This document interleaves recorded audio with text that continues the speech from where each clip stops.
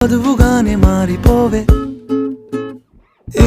క్షణం స్వయం వరం ఇవాళ సంవరం